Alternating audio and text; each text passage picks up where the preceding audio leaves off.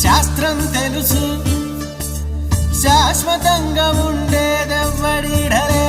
తెలుసు తెలుసు ఇది నీటి మూటని తెలుసులే గాలి మేడని